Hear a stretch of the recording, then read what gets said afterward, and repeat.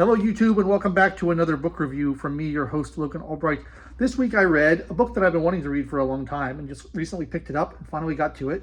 The Righteous Mind by Jonathan Haidt, Why Good People Are Divided by Politics and Religion.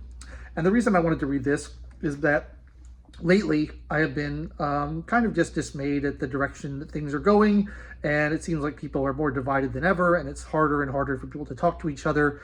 And I wanted to kind of read some stuff about understanding people who think differently than you and see if we can make a little peace around here. And I'm used to understanding people who think differently than me because I don't think like anybody. I'm a libertarian anarchist. So much of this book talks about the left and the right, and I don't consider myself on either of those things. I'll get into that a little bit more as I talk about his moral dimensions that he talks about.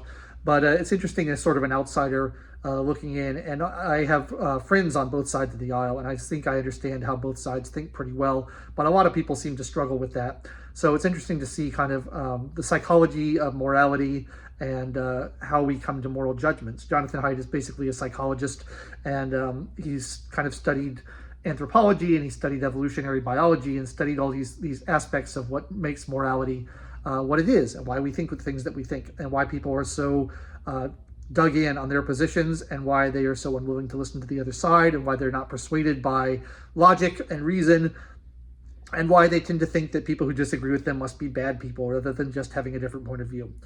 So there's a lot of things that he talks about in this book, and I'm sure I won't get to all of them. In the first section, he very briefly, I'll sum up, he talks about how basically our moral judgments are intuitive, and we use reason as a rationalization device after the fact, a post hoc rationalization, where we instantly know what we think, and then we have to come up with a reason why we think that. And that's been confirmed experimentally.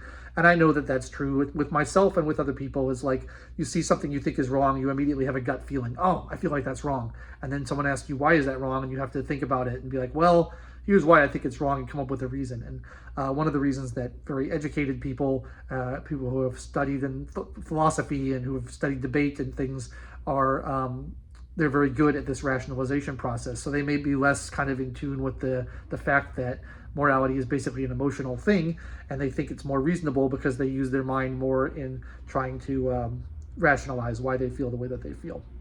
Now, I will say, this is also why you can't really persuade people and change people's minds most of the time with a logical argument, because they're not making their judgments based on logic, they're making their judgments based on emotion and then using logic to justify it afterwards. So the logic's not going to change their mind. Now, I will say, in my case, I have changed my mind on a number of issues, a number of times, largely based on logical arguments, but I think I am pretty atypical in that regard, and it's much harder to do, and it takes a lot of introspection and thought to do that. So that's sort of the first part of the book. And he's like, don't judge people too harshly for their morality, because they're not thinking it through, they're just emoting, and then they're coming up with a reason for it. And so it's not like they're bad, they're stupid, or they're not good at reasoning or something. It's just people have different intuitions. Now, why do people have different intuitions? One of the things in part 2 that he talks about is that there's basically 6 kind of axes of morality that people judge things on, and which ones you prioritize and which ones you use vary depending on your kind of place on the political spectrum. He uses the left-right political spectrum, which I think is somewhat misleading and reductive. Like I said, I don't think libertarians really fit on that. I think we think of a more 2-dimensional or 3-dimensional political compass, but that's what he uses. And he says that basically the 6 axes are care versus harm, fairness versus cheating, liberty versus oppression, sanctity versus degradation, loyalty versus betrayal, and authority versus subversion. Those are basically the 6 ones. And he says people who tend to be on the left side of the political spectrum in the United States anyway, focus almost entirely on care and fairness, and to a lesser extent kind of liberty and oppression. And they're focused on liberating oppressed groups, oppressed minorities. They're focused on helping for those people who need help, caring for the poor, going for people who need assistance, and making sure those people are taken care of, and making sure that everything's fair. Now, they have a particular definition of fair that is different from the right, because the right also believes in fairness, but the left tends to view fairness as egalitarianism. Everybody gets the same thing. If you have more than me, that's unfair.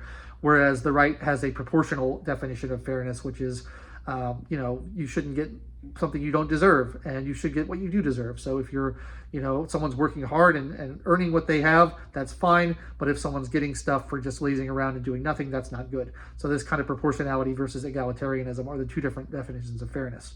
Now, Haidt says that the people on the right tend to prioritize all six of these to a certain extent, and that's why they are a little bit hard to understand by people on the left. People on the left have a hard time understanding people on the right, and that's been verified experimentally as well.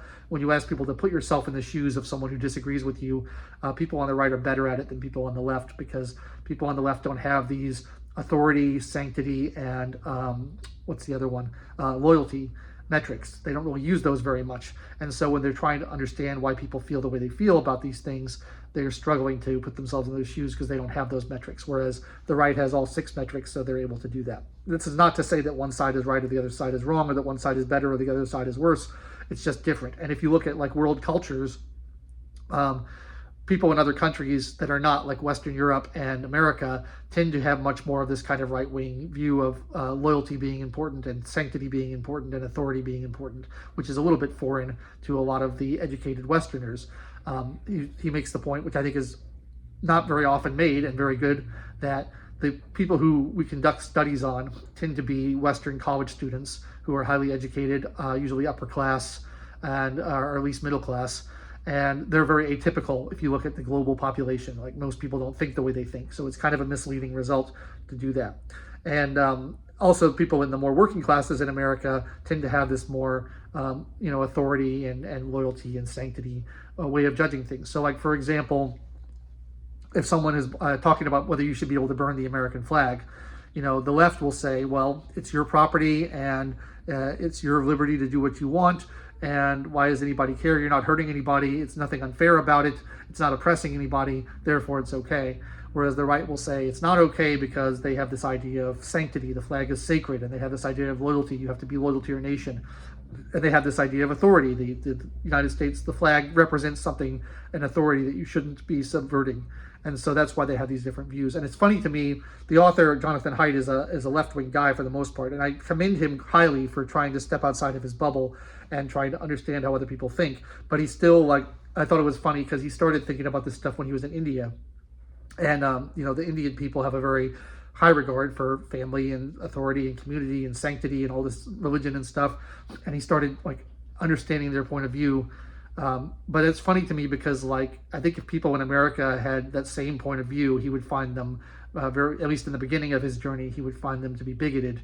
But because it's a foreign culture and you're not supposed to judge foreign cultures according to his kind of liberal paradigm, we're supposed to accept all cultures as equal. He had to accept it, whereas he wouldn't have accepted it coming from his own culture. And then he was able to kind of apply it to his own culture after the fact, which I thought was kind of funny.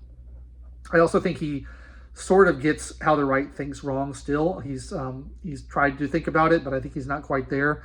For example, he says that there's really no reason to care about abortion unless you have the sanctity moral foundation. If you don't have that, it would seem completely fine. And if you do have that, then you would have a problem with it. But I think there's lots of other reasons why you might care about abortion other than that. And particularly if you have a rights-based view where you say, well, a person has a right to live, and when do you decide when a fetus is a person? I don't want to get into the whole abortion thing, but I think there are good arguments on both sides of that. And I don't think it just comes down to, well, life is sacred and that's why, or the Bible says so and that's why. I think there are better arguments than that on the right.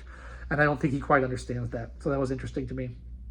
He said the same thing about physician-assisted suicide. He said there's no reason to oppose it unless you have the sanctity foundation. I don't think that's true at all. For example, there's just all kinds of incentives that go wrong when the government or the healthcare system gets involved with killing people, even if they say it's consensual. I mean, there's some bad incentives there to care about that have nothing to do with sanctity. So I don't think he's fully thought these things through. But I thought overall it's an extremely insightful look at how people think. And for me, as a anarchist libertarian, I don't really value the loyalty, sanctity, and authority paradigm very much either. So that kind of puts me temperamentally on the left. On the other hand, I have really resonate much more strongly with the proportional idea of fairness. And then with the liberty oppression, the left has a very different idea of liberty and oppression versus the right, where they see, the right kind of sees the oppress people as like freedom from government intervention, like don't tread on me, let me do what I want to do.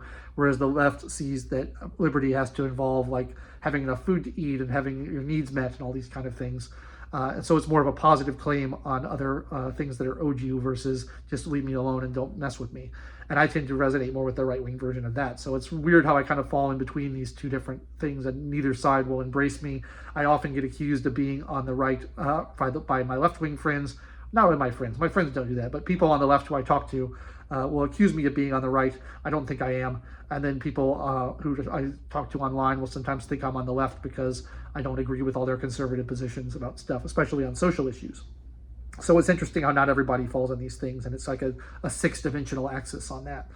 Thought the book was great. The other thing I wanted to criticize about it, which is very small, is my training is in economics, and I feel like he doesn't really have a good understanding of economics because he kind of caricatures classical economics as a homo economicus, where every person is acting in their self-interest and they're acting rationally, and like that is kind of true what classical economics says, but he has a very narrow definition of that and therefore debunks it and says this isn't true. We know that people don't act in their self-interest because if you offer them money to hurt someone else, they won't do it in an experimental setting, and therefore they're not acting in their self-interest, they're acting altruistically. I think that takes a very much too narrow view of self-interest. I think there's all kinds of reasons why it would be in your self-interest not to hurt someone else, even if you're offered money to do it, especially in an experimental setting. You may not want to.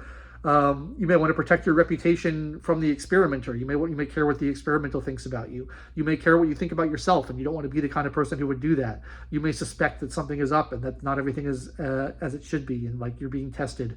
You may have all kinds of self-interested reasons not to do that. So I don't really think that's accurate. The other example he gave about this is kind of about utilitarianism. And I'm not a utilitarian by any stretch of the imagination. I think it's a dumb philosophy and very impracticable. But he says, if you're a utilitarian, where you just care about utility maximization and welfare maximization, there would be no reason to have a vow of chastity until marriage. You would never wear a purity ring and save yourself for marriage, because you'd be denying yourself the pleasure that you could have, and so that wouldn't be a utilitarian position. I think that, again, first of all, he's talking about hedonism, not utilitarianism, which is a particular type of utilitarianism. But even within that framework, I think he's wrong, because there's all kinds of reasons why we would be self-interested and maybe utility maximizing to not have sex before marriage. Maybe you want to attract a particular kind of partner who you think will be more attracted to you if you don't have sex before marriage. Maybe you have a religious view where you think you're going to be punished after your death if you sin, and that having sex before marriage is a sin. That would be very self-interested to do that. That would be very utility maximizing. Maybe you have a community where this is kind of part of the in-group thing to do. Like, this is the done thing. People don't have sex before marriage in your community, and you want to fit into your community. That would be utility maximizing as well. So again, there's all kinds of reasons why you could act in your self-interest that may appear altruistic, but it's not really altruistic. And so I think he kind of misunderstands that point a little bit. But the overall point about people don't understand how the other side thinks, and because they have different values and they have these different axes that they judge morality on, I think is very well taken, and I think it's very important to kind of listen for that and hear that. He gives an example of a Ronald Reagan speech about making America great again, not making America great again, but ginning up country and flag and saying, we got to protect our institutions and religion and all these things. And he says the people on the left can't comprehend that speech at all. They don't have any idea what he's saying. And so they tend to attribute kind of malicious motives to it because they don't understand that they're coming from these positions of authority and sanctity and loyalty. So I think that's very interesting. Anything that helps me understand people better and how they think, and anything that helps people do that with each other is really useful, I think, because I just feel like people are not understanding each other at all right now, and everyone is attributing the worst possible motives to their opponents, and I don't think that's a good thing. I think we should be charitable, and I think we should listen, and I think we should try to understand what people are saying and take them at face value, because in most cases, 90% of the cases, probably 99% of the cases, people are not bad people. They're not bad actors. They're not evil. They're not immoral. They're not trying to ruin the country or ruin your lives or kill you or things like that. They just want they want the same thing you want. They want the country to be good. They want people's lives to be good. They want people to be free. They want all the same things you want. They just disagree on how to get there, and they disagree on the kind of priorities that come first, I think. And so understanding that, I hope we can have a more effective time communicating with each other and maybe get past some of this partisan divisiveness, because I don't like it and I think it's bad for everything. So I would recommend Jonathan Haidt's The Righteous Mind to people who are interested in this sort of thing. Check it out. I think you will enjoy it. It's a pretty easy read. It's sort of one of these, best-selling, New York Times philosophy, psychology books that's written for a general audience. So you don't need to be a specialist in philosophy or psychology or economics or anything to read it. I really liked it. That's what I thought. So I'd love to hear what you think. Leave me comments down below. If you liked the review, please like the video, subscribe to the channel, click the bell for notifications, and come back every Wednesday for yet another book review. Until next time, I've been your host, Logan Albright, and I'll catch you later.